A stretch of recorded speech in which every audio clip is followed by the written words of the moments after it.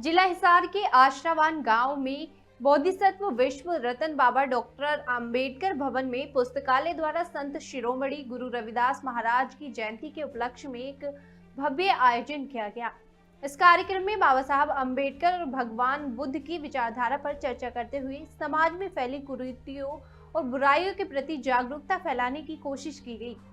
संस्कृति कार्यक्रम के तहत उपस्थित लोगों को बताया गया कि किस प्रकार कुरीतियां समाज और देश के लिए विनाशकारी हैं।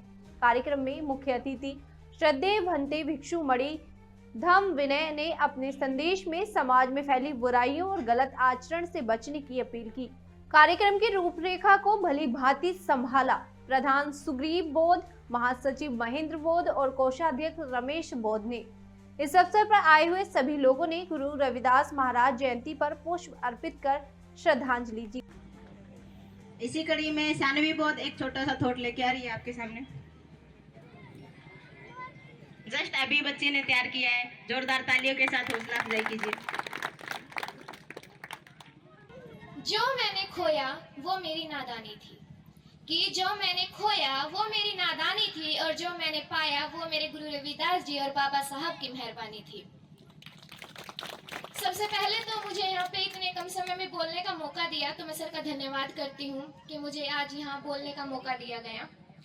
तो हम सब जानते हैं कि जो हमारी भूमि है वो महान संतों की, गुरु रविदास जी की, बाबा साहेब की और सावित्रीबाई फुले जी की भूमि रही है और हमारे महान जो पुरुष रहे हैं उनकी रही है। वो तो हमें शिक्षा दे गए, वो अपनी लड़ाई खुद लड़ चुके हैं, पर अब हमें लड़नी है। गुरु रविदास जी जो चमार जाति से थे, उन्हें उस समय 15 अगस्त 1947 से पहले उस जाति को कुछ नहीं समझा जाता था, पांव की जूती समझा जाता था उस जाति को, ना ही उन्हें खाने पीने का अधिकार दिया जाता था। और जहाँ पे उस जाति के लोग अपने जूते निकालते थे वहां उन्हें बिठाया जाता था। डॉक्टर BR अम्बेडकर जी भी तो उन्होंने हमें ये शिक्षा दी कि अब हमें नहीं, इन जो आडंबर थे जो पहले, अब हमें उनमें नहीं गिरना है।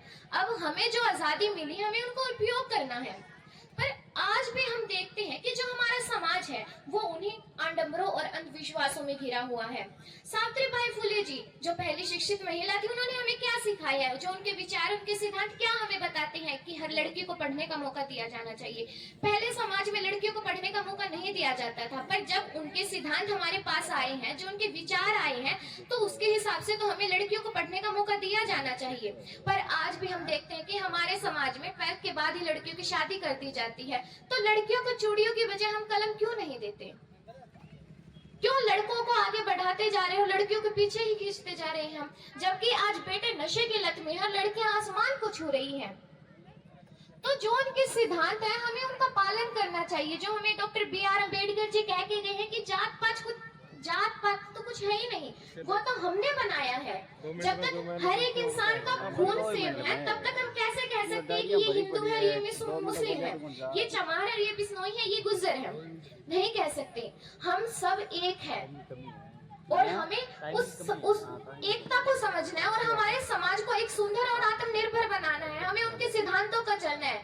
उस दिन, जिस दिन हमने इनके सिद्धांतों को और उनके विचारों को हमने समझ लिया, उस दिन हमें एक दिन जयंती मनाने की जरूरत नहीं है। उस दिन हर साल की जयंती अपने आप बन जाएगी, जिस दिन हमने उनके सिद्धांतों को और उनके विचारों को अपने जीवन में उतार लिया। तो मैं अंत में सिर्फ यही कहना चाहूंगी कि लड़कियों को पढ़ने का मौका दो। हमें 12th के बाद केवल ब्याह शादी में नहीं, उनके हाथ में कलम पहनाओ, क्योंकि अगर चूड़ियां पहनाई तो जिंदगियां ही बर्बाद होती है, जहां तक हमने देखा है। अगर लड़कियां पढ़ना चाहती है तो उन्हें पढ़ाओ, अपने बच्चों पे आप विश्वास रखो और उन चीज को समझो जो हमारे महापुरुष हमें कह के गए हैं। हम आज भी उन्हीं आडंबरों से घिरे हुए हैं। हमारा समाज आज भी आजाद नहीं है।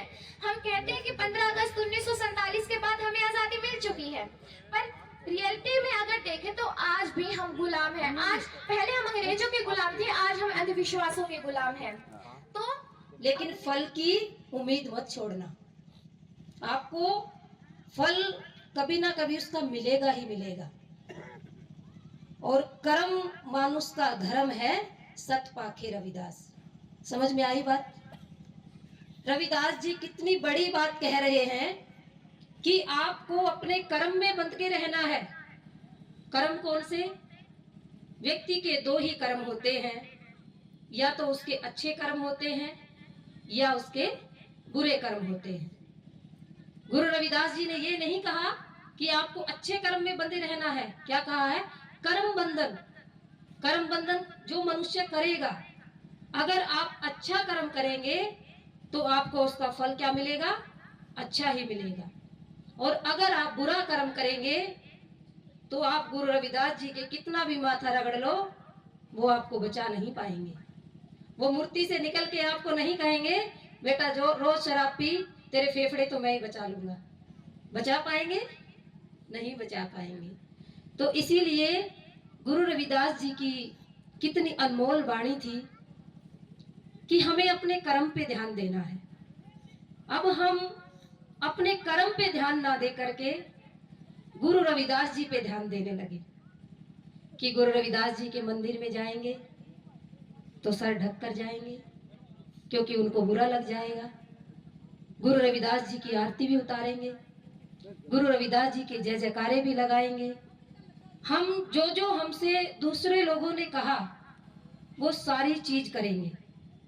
जो उन्होंने लिखा वही हम बयां भी करते हैं। गुरु रविदास जी ने पत्थर तार दिए, गुरु रविदास जी ने उल्टी गंगा बहा दी, गुरु रविदास जी ने इतने सारे जो आडंबर हैं कि जो कंगन सोने का गंगा ने दे दिया, ब्राह्मण को दमड़ी दे दी, ये सब बातें आप सुनते हो ना, और हम कई सालों से सुनते आ रहे हैं। क्या इन बातों पे कभी विचार आया? जब हम किसी दूसरे की बात करते हैं तो दूसरे में तो हम क्या कहेंगे कि गंगा कोई महिला नहीं है, गंगा कोई अवतरित नहीं है कि वो गंगा में से निकली महिला के रूप में और कंगन दे दिया। जब कोई दूसरा व्यक्ति ये बात करता है तो बुद्ध अनाथ पिंडक जो बुद्ध के महा उपासक थे, जो महादानी भी थे, वो बुद्ध से आए, नमन किया, एक और बैठ गए।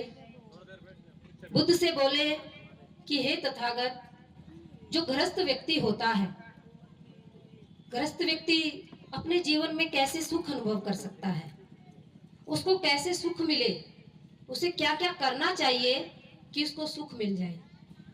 एक गृहस्थ व्यक्ति के सुख के कारण आप बताएं। तो बुद्ध अनाथ पिंडक से कहते हैं कि हे अनाथ पिंडक, कोई भी जब गृहस्थ होता है 4 बातों से वो सुखी जीवन व्यतीत कर सकता है। पहला, जब किसी व्यक्ति के पास धन संपदा हो। अभी तक आप लोगों ने सुना होगा, जब आप कहीं दूसरी जगह जाते हो तो मंच से बोला जाता है कि धन तो मोह माया है, धन के पीछे मत भागो, कुछ लेकर नहीं जाना है, सब यहीं छोड़ जाना है। कौन कहता है ये? जिनकी बातें आप मान रहे हो। महापुरुष नहीं कह रहे, जिनकी बातों पे आप चल रहे हो वो कह रहे हैं। लेकिन बुद्ध क्या कह रहे हैं? बुद्ध ने कहा कि सबसे पहला सुख एक गृहस्थ का, गृह त्यागियों का नहीं, हम गृह त्यागी हैं, आप गृहस्थ हैं। सबसे पहला सुख गृहस्थ का क्या होता है कि उसके पास धन संपदा होनी चाहिए। और धन संपदा भी कौन सी? जो उसने अपनी मेहनत से कमाई है, जो पसीना बहाकर कमाई है। कोई भी व्यक्ति अगर गरीबी में भी पैदा होता है तो वो अपनी मेहनत से किसी भी मुकाम तक पहुंच सकता है। तो बुद्ध ने आज से 2500 वर्ष पहले ये कहा कि कोई भी व्यक्ति सुखी कब होगा? जब उसके पास मेहनत की कमाई हुई पूंजी होगी। पहला सुख। और अनुभव भी करते हो, जिसके पास पूंजी होती है, धन होता है, उसे चिंता ज्यादा नहीं रहती है, सुख अनुभव करता है। क्यों? क्योंकि जैसे अभी गर्मी आ रही है, अब गर्मी में जिसके पास एसी है फट एसी चला के बैठ जाता है, थोड़ी देर के ही लिए सही सुख की चैन आती है। तो जैसे जैसे समाज आगे बढ़ रहा है, दुनिया आगे बढ़ रही है, तो साधन भी बहुत ज्यादा आ रहे हैं। अब अगर वो साधन खरीदने का हमारे पास पैसा ही नहीं है तो कैसे हम सुख अनुभव करेंगे? तो पहला सुख बुद्ध ने बताया। और दूसरा बताया कि दूसरा सुख क्या है? जो धन आपने बड़ी मेहनत से कमाया। बड़ा ध्यान से सुनना, पीछे नौजवान आप भी ध्यान से सुने, आपके काम की ज्यादा चीज है। जो धन आपने बड़ी मेहनत से कमाया, पसीना बहाकर कमाया, मजदूरी कर कर कमाया, कैसे भी कमाया, उस धन का उपयोग कैसे हो। आपने जो धन कमाया है, एक व्यक्ति सुखी कैसे रह सकता है, जो उसके पास धन है उसका उपयोग करके।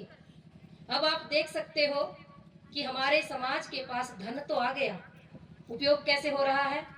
जिसके पास ज्यादा धन है वो ज्यादा बड़े खर्चे, 50-50 लाख की शादी, 20-20 लाख की शादी, बड़े बड़े होटलों में शादी। आजकल तो प्री वेडिंग भी होने लगी। प्री वेडिंग होती है तो महिलाएं सारी हल्दी वाले पीले कपड़े पहनती हैं। आज से पहले नहीं था, लेकिन अब होने लग गया। अब कोई गांव का व्यक्ति जब शहर में जाएगा और वो देखेगा भी, देखो शहर वाले भाई ने तो 20